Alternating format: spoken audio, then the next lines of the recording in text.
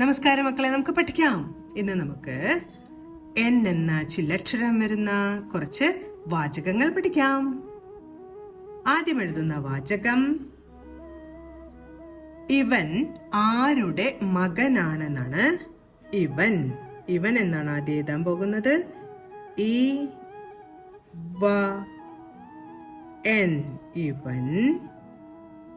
ഇവൻ ഇവൻ ആരുടെ ആരുരായി ഉടച്ചിഹ്നം ആരുടെ എ എന്ന ശബ്ദമാണ് ടായുടെ കൂടെ കേൾക്കുന്നത്. അപ്പോൾ എയുടെ ചിഹ്നം വരച്ചു, ടാ വരച്ചു. ആരുടെ മകനാണ്.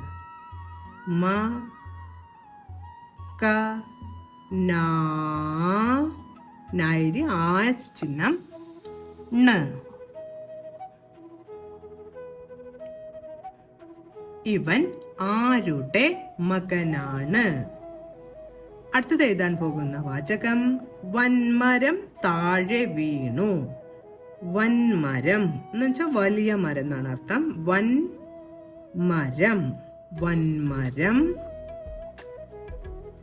താഴെ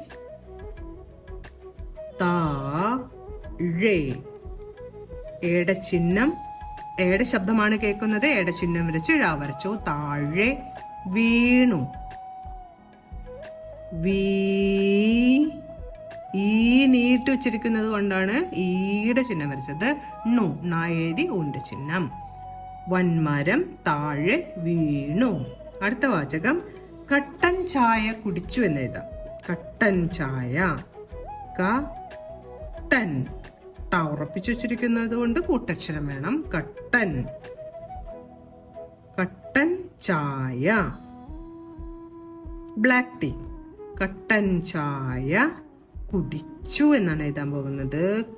കായെഴുതി ഉണ്ട ചിഹ്നം വരച്ചു, ടായെഴുതിയുടെ ചിഹ്നം വരച്ചു, ചായയുടെ കൂട്ടക്ഷരം വരച്ച് ഊ എന്ന ചിഹ്നവും വരച്ചു. കുടിച്ചു, കട്ടൻ ചായ കുടിച്ചു.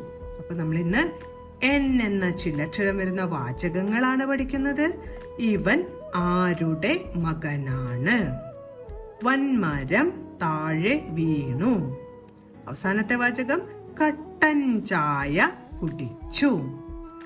എൻ എന്ന ചില്ലക്ഷരം വരുന്ന ഈ വാചകങ്ങളെല്ലാം പറഞ്ഞുകൊണ്ട് എഴുതി പഠിക്കാൻ ശ്രമിക്കണം. ഇന്ന് പഠിച്ച എല്ലാ വാചകങ്ങളും പറഞ്ഞുകൊണ്ട് എഴുതി പഠിക്കാൻ ശ്രമിക്കണം. അടുത്ത ക്ലാസ്സിൽ കാണാം മക്കളെ. നമസ്കാരം.